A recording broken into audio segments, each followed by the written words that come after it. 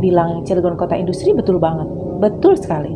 Industri cukup banyak di kota Cilegon, tapi ternyata industrinya padat modal, sehingga memang membutuhkan SDM dengan kualifikasi khusus, punya skill tertentu yang nggak bisa semua orang misalkan tanpa keahlian nggak bisa masuk gitu kan.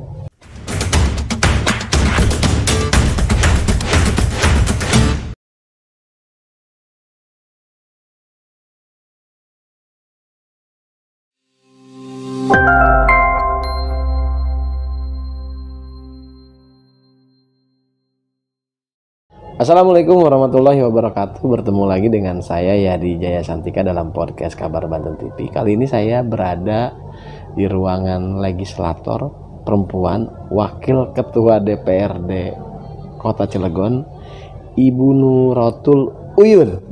Ya. Assalamualaikum Ibu. Waalaikumsalam warahmatullahi wabarakatuh. Ketemu lagi Bu. Iya Kang. Sehat Ibu? Iya sehat alhamdulillah. Ini Bu Uyun kalau bisa saya sebutkan bahwa perempuan yang cukup menonjol di DPRD Kota Cilegon karena pimpinan. Oh iya. Ada di unsur pimpinan. Ada unsur pimpinan. Iya. Dan kita tahu bahwa PKS adalah salah satu partai pengusung Bu ya, dari eksekutif dari Pak Heldi dan Pak Sanusi. Iya betul. Nah Bu, tentu partainya kita tahu PKS karena ada di pimpinan kan peraih kursi terbanyak kedua gitu Ketiga. ya. Ketiga, lalu pengusung pemenang pilkada yang ditempatkan adalah Ibu Uyun perempuan. Nah Bu, bagaimana perempuan duduk di sini mewakili partai yang kita tahu bahwa PKS tentu nggak perlu dibahas lagi soal itu basisnya Bu ya. Nah Bu, bagaimana Ibu dengan posisi yang Ibu sekarang duduk Ibu? Ya, memang di periode 2019-2024 saya diamanahi sebagai Wakil Ketua DPRD. Ya, ketika amanah itu diberikan, ya saya coba untuk menjalankan semaksimal mungkin. Profesional, gimana tugasnya, gimana kerjaannya anggota dewan, apalagi di pimpinan, ya semua harus dikerjakan. Ini periode kedua Ibu kan ya? Periode kedua. Kedua ya? Iya, yang pertama anggota ya. 2014-2019. Kemudian yang sekarang 2019-2024. Sempat baca-baca dulu apa sih wakil ketua itu nggak gitu pimpinannya itu? Iya, pasti baca-baca amanahnya gitu ya. Yang pasti kan sebenarnya kan kalau DPRD kan kolektif kolegial. Nah, pimpinan itu betul-betul juga kalau mau memutuskan sesuatu bicara kita ada 3 orang maka bicara bertiga gitu. Tidak sendirian ya? Iya, didiskusikan, dibahas gitu. Yang paling penting kan harus sesuai sama aturan kayak gitu. Berarti Ibu paling cerewet karena yang 2 kan laki-laki tuh. Ya normatif aja sih. Saya mencoba untuk proporsional, nggak terlalu yang sifatnya itu pokoknya kalau sudah disepakati, kalau sudah memang harus dibahas, ya sudah jalani aja. Hasil musyawarah Ibu patuhi itu. Iya.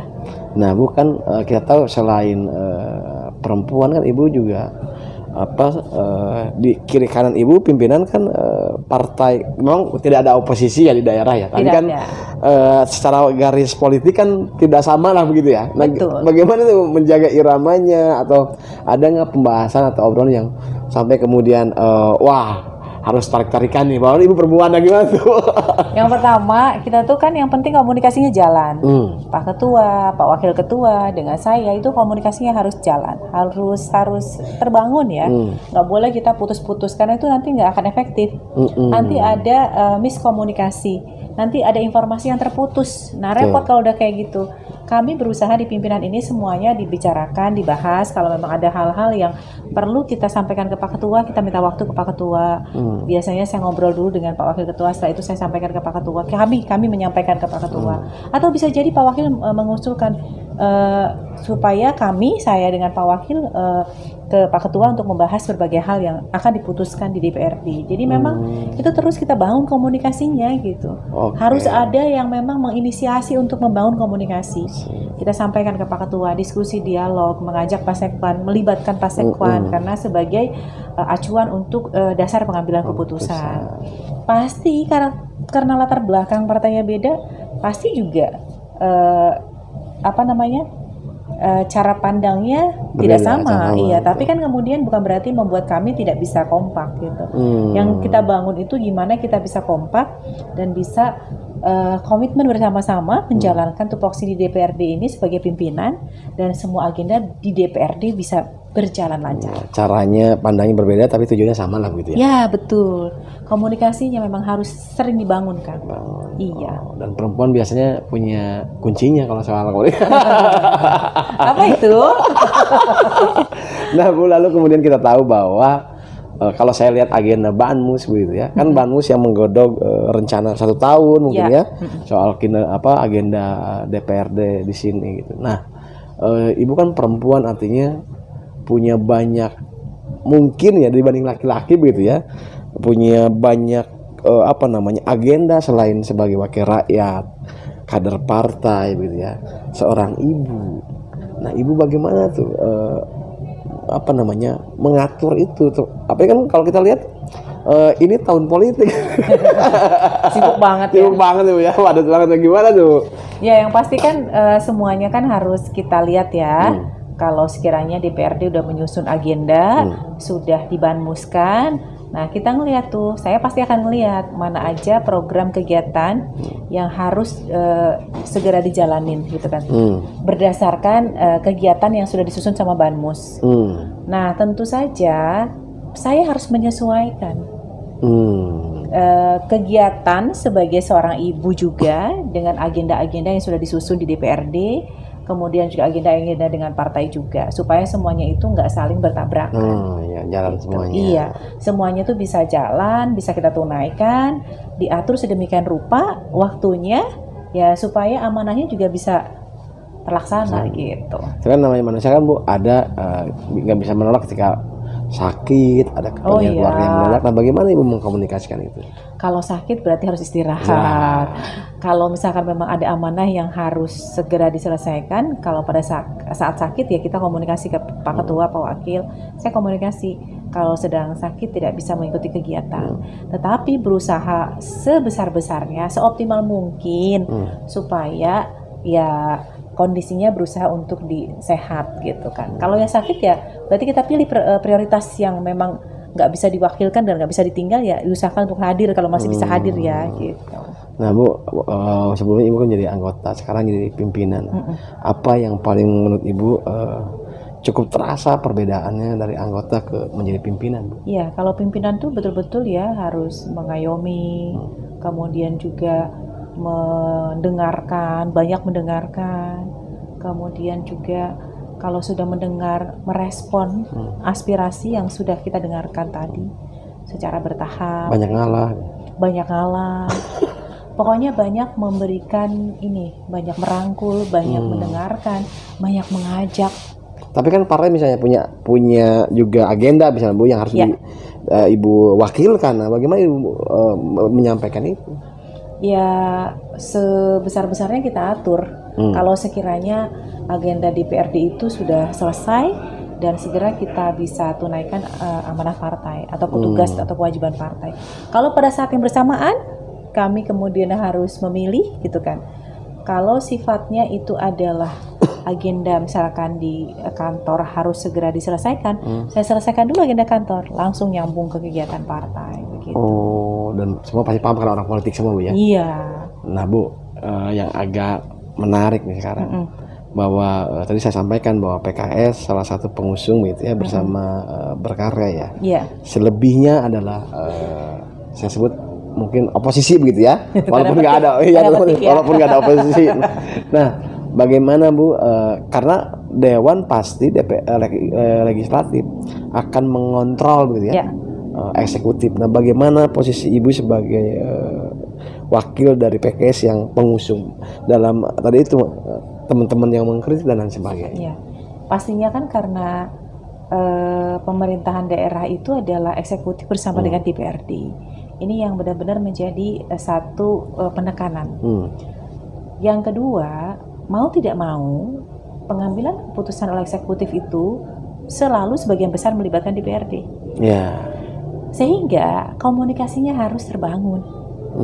Nah, saya di sini sebagai pimpinan DPRD dari partai yang mengusung kepala daerah yang ada, maka punya kewajiban untuk bisa membangun komunikasi yang baik dengan semua teman-teman di sini.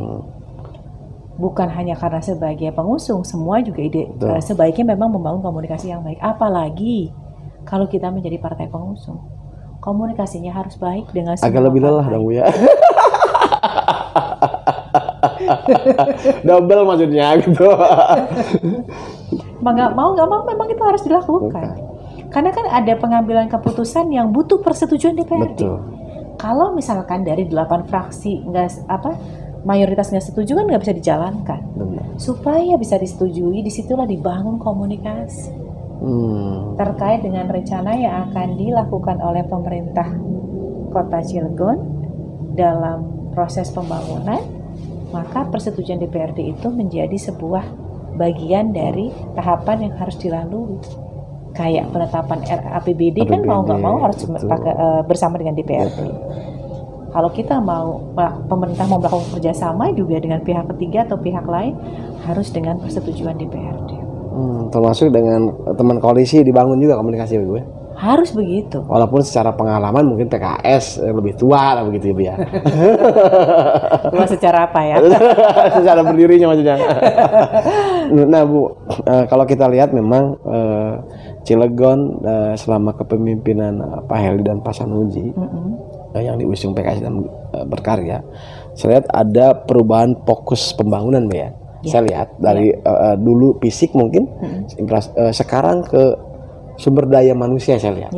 Nah, bagaimana PKS sebagai pengusung menjelaskan itu, karena tentu perubahan pembangunan, fokus pembangunan, orang akan melihat ini nggak dijalankan. Nah, bagaimana Ibu menjelaskan itu?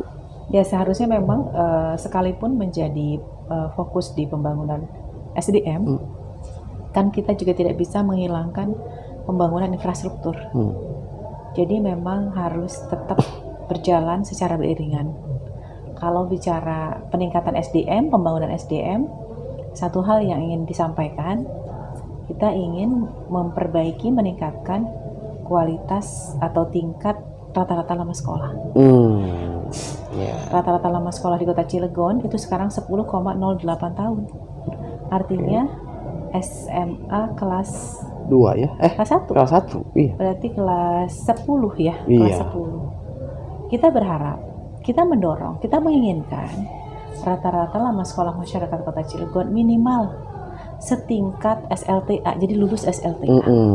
Maka harapan besar itu harus dibuktikan, diwujudkan dengan membangun sumber daya manusianya. Gitu. Nah, bagaimana kemudian proses itu dikawal oleh partai pengusung, termasuk misalnya, Bu, kita tentu paham bahwa dinamika itu selalu ada, Mbak ya. Termasuk dalam sebuah koalisi begitu ya. Betul. Nah, bagaimana PKS melihat dinamika atau yang berkembang di masyarakat terkait dengan koalisi yang dibangun PKS berkarya terkait dengan kepemimpinan Pak Heli dan Pak Sanusi? Yang pertama, kepala daerah harus fokus dengan RPJMD yang ada. Karena bagaimanapun juga buku acuan, pedoman acuan pembangunan di Kota Cilegon itu berdasar kepada rencana pembangunan jangka menengah yang sudah dibuat, sudah disusun dan ditetapkan oleh DPRD pada saat wali kota dan wakil wali kota periode 2020-2024 terpilih. Setelah 6 bulan kan penyusun RPJMD. Maka itu harus menjadi rujukan yang pertama. Karena kalau pembangunan berjalan melalui perencanaan APBD setiap tahunnya yang mencerminkan kegiatan yang berpedoman kepada RPJMD, itu akan menunjukkan konsistensi pemerintah untuk melakukan pembangunan. Kami mendorongnya seperti itu. PKS rewel kalau ini keluar dari RPJMD gitu? Iya, ikuti RPJMD, karena bagian dari sini. Keberhasilan pembangunan itu diukur dari seberapa besar kita bisa merealisasikan semua program yang tertuang di RPJMD. Kemudian dibuktikan, didukung oleh angka-angka kuantitatif yang mencerminkan capaian pembangunan yang terjadi selama periode kepemimpinan tersebut. Indikator kinerjanya ada gitu ya. Dan sering nggak sih, Bu, dinamika itu berlangsung gitu antara partai pengusung atau PKS dengan Pak Heli dengan Pak Sanusi itu soal itu? Kalau kami sudah menyampaikan itu, sehingga ya pengalaman kami seperti ini gitu. Kemudian ya dasarnya ini yang harus digunakan. Karena dalam perjalanan pasti juga nanti akan berkomunikasi lagi sama DPRD. Betul. Kalau nggak terbangun itu agak repot dalam perjalanan. Itu karena kalau komunikasinya tidak lancar itu dapat mengganggu lah. Betul. Dapat sedikit menghambat. Apalagi periode sekarang berbeda Bu ya, cuma 3,8 tahun. Iya, lebih sedikit, lebih pendek waktunya. PKS melihatnya akan tercapai atau terrealisasi atau gimana Bu? Memang kalau ngelihat dari capaian tiap tahunnya, karena kita membuat pastinya ketika membuat perencanaan di angka 5 tahun, sekarang hanya di 3,8 tahun, wajar jika capaiannya tidak sampai 100%. Karena ada 1,2 tahun yang kan itu satu kali penganggaran. Penganggaran ya, satu APBD. Artinya 2,2 triliun tidak terpakai dalam 1 tahun itu kan. Iya. Dan kalau kita lihat hari ini juga realisasi katanya masih kendor nih Bu. Nah gimana tuh Bu? Kencengin dong berarti. Harus dia memang OPD harus meningkatkan, ayo cepet gitu, mana yang harus dikerjakan gitu. Karena kalau misalkan realisasinya di bawah 80% agak kerepotan. Itu akan bisa menjadikan silpa yang cukup besar nantinya. Iya, nah, kita tidak menyarankan untuk seperti itu. Nah Bu, tentu dinamika ini kan akan terus berlangsung begitu selama koalisi pemerintahan berjalan dan PKS sebagai pengusung tidak akan lepas dari itu. Nah Ibu sebagai pimpinan di legislator, apa yang paling banyak Ibu dengar aspirasi masyarakat selama kepemimpinan Pak Heldy Hasanuddin? Ya, yang pertama masyarakat kemarinnya hampir masif ya menginginkan perbaikan infrastruktur yang segera gitu kan. Alhamdulillah saat ini sudah beberapa di antaranya sudah dalam pekerjaan, bahkan sudah hampir selesai. Ya kita bersyukur ya, masyarakat juga kan bisa merasakan senang gitu ya, karena aktivitas akses jalannya juga bisa terbangun baik. Kemudian yang kedua yang tidak kalah penting adalah terkait dengan implementasi UHC. Ini kan sebenarnya kalau pemerintah daerah sudah bisa memberikan jaminan kesehatan dengan coverage lebih dari 95%, itu kan harus UHC ya di pemerintah daerah. Dan ini benar-benar harus segera direalisasikan. Dan informasinya harus secara masif disampaikan ke masyarakat sampai ke tingkat RT. Supaya masyarakat itu mendapatkan informasi yang utuh. Dan pelayanannya tahu gitu ya. Nah, ketika berobat ke rumah sakit juga sudah siap. Untuk bisa ngejalanin UHC itu sendiri. Karena kalau misalkan masyarakat datang ke rumah sakit belum siap, maka di situ akan ada miskomunikasi yang bisa membuat masyarakat juga merasa kenapa belum terlaksana gitu. Nah, ini yang betul-betul informasinya harus dimasifkan ke semuanya sampai tingkat RT. Dan semua rumah sakit harus juga dikomunikasikan. Sampai ke puskesmas gitu ya? Iya, UHC sudah berjalan di Kota Cilegon gitu. Nah, kalau kita lihat dari isu-isu populer gitu ya, selain kesehatan, salah satu yang sering muncul di Kota Cilegon adalah soal pengangguran. Pengangguran ya. Kita tahu bahwa Cilegon orang sudah paham ya, daerah bahkan mungkin separohnya adalah industri begitu ya. Betul. Tapi ironinya kemudian pengangguran ya mungkin hilang sulit Bu ya. Tapi muncul trennya begitu. Gimana tuh Bu? 2020 itu pengangguran Cilegon 12% lebih. Sekarang alhamdulillah sudah di angka 10% lebih. Artinya sudah ada penurunan 2%-an ya. Progres ada lah ya. Ada. Nah memang kalau dibilang Cilegon kota industri, betul banget. Betul sekali. Industri cukup banyak di kota Cilegon. Tapi ternyata industrinya padat modal. Sehingga memang membutuhkan SDM dengan kualifikasi khusus. Punya skill tertentu yang nggak bisa semua orang misalkan tanpa keahlian nggak bisa masuk gitu kan. Nah ini yang perlu didorong sama pemerintah daerah. Kebijakannya harus dihadirkan untuk bisa membuat bahwa industri ini tetap bisa kita kolaborasikan dengan SDM yang ada di kota Cilegon. Artinya Disnaker juga harus membuat pelatihan-pelatihan sesuai kebutuhan industri. Jadi memang kalau itu terjadi, link and match-nya akan hadir. Industri butuh SDM, tapi sebelumnya mereka tuh menginformasikan, ngasih tahu. Di Disnaker kami akan rekrutmen, kualifikasi yang akan kami butuhkan adalah ini dan ini. Sehingga ketika menjelang rekrutmen tersebut, Disnaker sudah selesai melaksanakan pelatihan bagi warga masyarakat Cilegon untuk punya kualifikasi yang dibutuhkan industri. Idealnya begitu gitu. Jadi kalau misalkan industri apapun yang ada di Cilegon butuh karyawan baru atau ada rekrutmen karyawan, maka Disnaker bisa menginventarisasi bersama bekerja dengan HRD yang ada di kota Cilegon dari kalangan industrinya. Mereka bisa diskusi dan menyamakan persepsi. Jadi pengangguran itu benar-benar bisa kita tekan. Kalau cara itu dijalankan, saya punya keyakinan pengangguran itu turunnya akan drastis. Ya. Artinya ada saluran yang bisa dibangun antara industri dengan UMKM misalnya begitu ya. Kalau kedengar kemarin saya dengar ada pacul gitu ya. Nah Bu, salah satu isu populer di ketenaga kerjaan industri bukan hanya soal apa istilahnya tenaga kerja ya, tapi soal CSR. CSR ya. Nah, bagaimana kemudian CSR dan APBD bisa sinergi dalam persoalan pembangunan? Apa yang membuat sulit atau Ibu melihatnya seperti apa sih itu, Bu? Di sini memang harus ada yang pertama menyamakan persepsi dulu nih. Persepsinya harus sama dulu dong. Pemerintah maunya seperti apa, rencananya bagaimana, dan mana alokasi kegiatan pembangunan yang bisa tercover oleh APBD. Mana yang kemudian kegiatan-kegiatan yang bisa disinergikan dengan CSR industri. Betul-betul harus dipetakan yang seperti itu. Supaya tidak tumpang tindih. Supaya memang ada kegiatan-kegiatan yang fokus dihadirkan atau dibiayai oleh CSR, ada yang memang dari APBD. Semua itu bentuk dari pemikiran pemerintah Kota Cilegon untuk bisa menjalankan pembangunan dengan kemampuan APBD yang ada ditambah potensi-potensi CSR yang ada di Kota Cilegon. Dan itu juga CSR itu kalau digunakan dengan melibatkan industri, kita bisa memberikan semacam apresiasi kepada industrinya.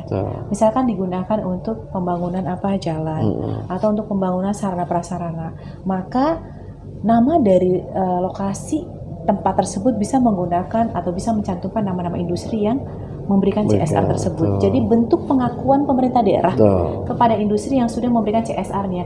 Ini loh yang kami lakukan dengan cara berterima kasihnya begitu. Industri ngerasa senang juga dihargain begitu.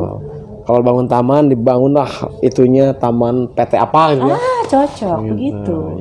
Itu salah satu bentuk apresiasi ya. Apresiasi dan pemerintah dapat pembangunannya. Bisa menyediakan sarana buat masyarakat, industrinya diakuin keberadaannya, dan ada manfaatnya untuk Kota Cilegon gitu. Betul. Dan kalau kita lihat Cilegon dengan begitu banyaknya perusahaan, tentu potensinya luar biasa ya, Bu. Dan kalau kita melihat, Bu, bagaimana peran masyarakat misalnya terhadap isu-isu ketenaga kerjaan yang sampai ke Ibu gitu, baik aspirasi, baik pasti kan semakin lama namanya tuntutan masyarakat semakin tinggi, Bu ya. Ekspektasinya juga semakin besar. Betul. Nah, gimana Ibu melihat itu dengan perkembangan Kota Cilegon? Ya, yang paling banyak aspirasinya adalah tenaga kerja. Hampir yang WA saya tuh hampir yang masuk tuh, Bu, minta tolong dibantu, Bu, saya mau bekerja. Ada yang, Bu, tolong Bu, ini Bu sedang rekrutmen, tolong bisa dibantu, Bu. Dan itu jumlahnya nggak sedikit. Jangan Bu, ini lebih dari Kadisnaker ya.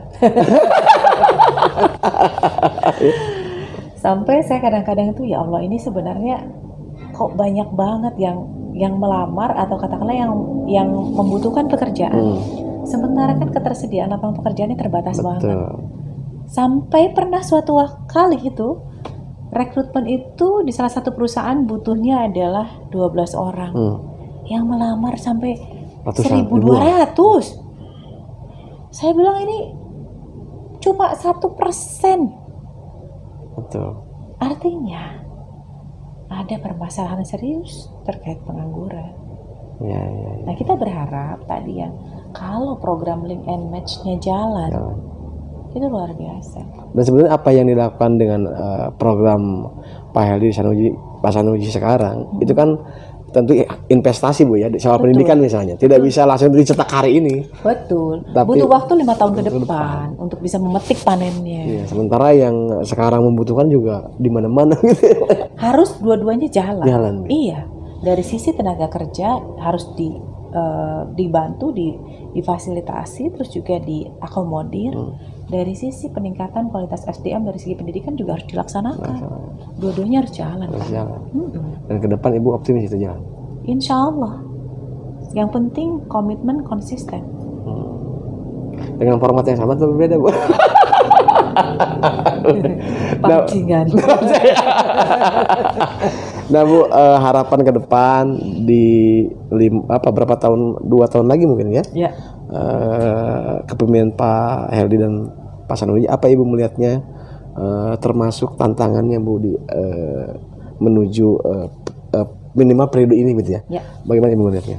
Yang pertama, fokus dengan RWJMD yang sudah ada, menunaikan semua janji politik yang ada, sehingga bisa teralokasi dalam APBD. Yang kedua, manfaatkan, optimalkan dana CSR industri yang ada untuk menuntaskan pembangunan di Kota Cilegon yang belum tercover dengan APBD.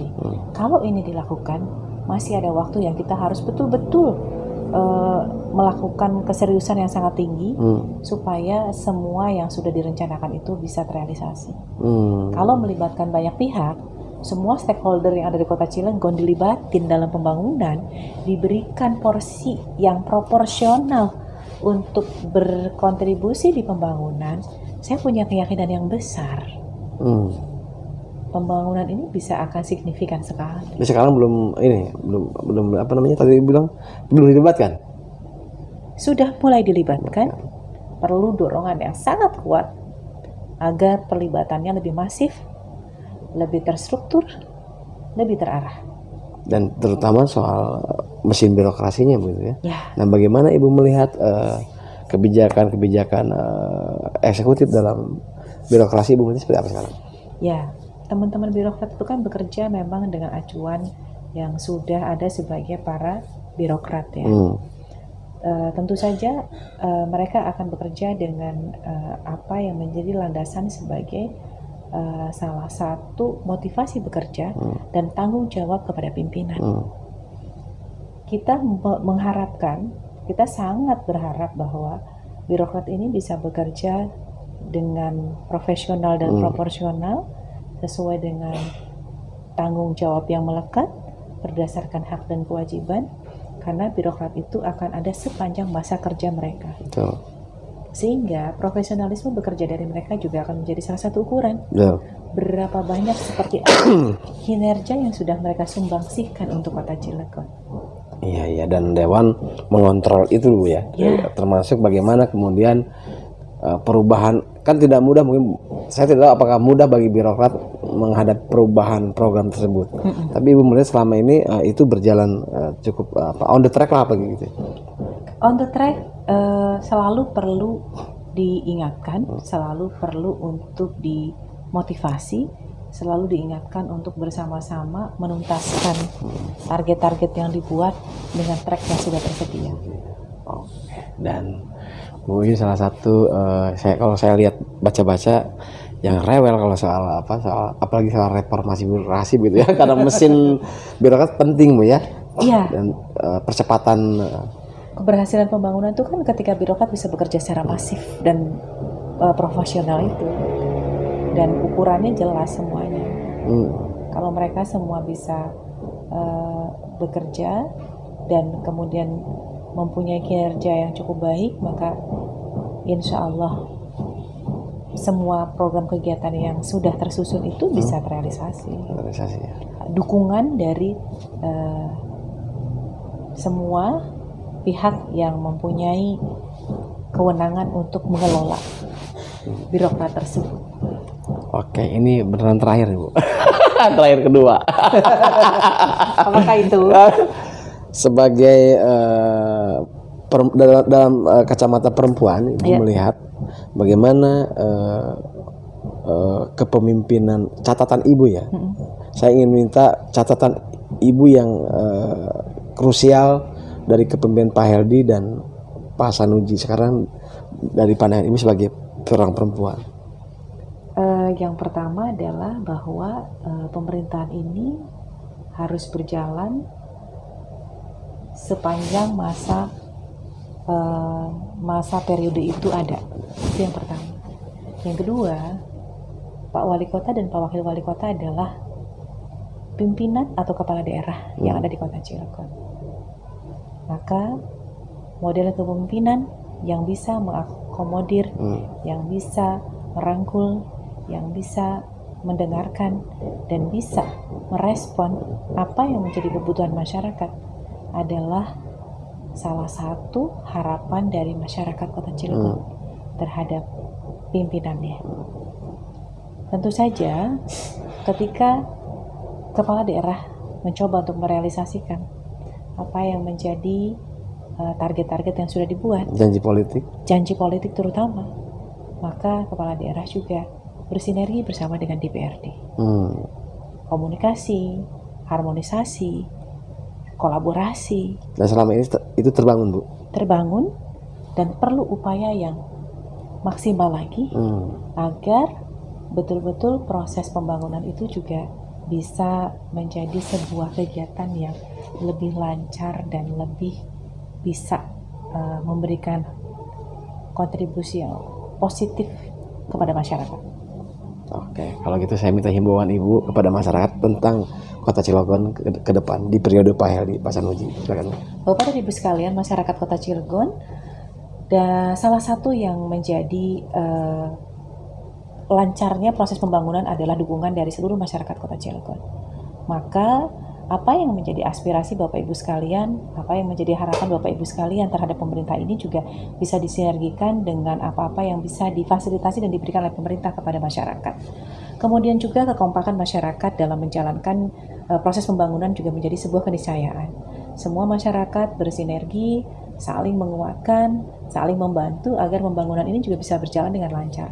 Tanpa dukungan masyarakat, tanpa penguatan dari masyarakat, maka pembangunan ini akan ada banyak kendala di dalamnya. Karena sesungguhnya, sejatinya, yang ada dan melihat langsung proses pembangunan adalah masyarakat itu sendiri. Maka Bapak Ibu, kami mohon untuk bisa bersama-sama menjadi bagian yang menguatkan, membesarkan pemerintahan ini agar bisa sukses dan berakhir dengan amanah dan jabatan yang bisa memberikan kontribusi kepada masyarakat Kota Cilegon dalam hal pembangunan yang lebih baik lagi. Itu Kang. Amin, amin. Kalau yang awalnya Bu Yun optimis lah begitu ya. Ibu, terima kasih banyak udah menyempatkan waktu. Saya tahu hari ini Ibu padat ya, tapi kemudian alhamdulillah bisa menyempatkan waktu. Mudah-mudahan kita bisa ngobrol lagi. Terima kasih. Dan nggak kapok gitu ya, Bu. Oh, enggak dong. Baik, terima kasih banyak. Sami-sami.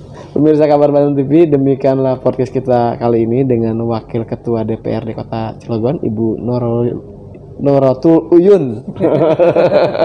Terima kasih banyak. Wassalamualaikum warahmatullahi wabarakatuh. Waalaikumsalam warahmatullahi wabarakatuh.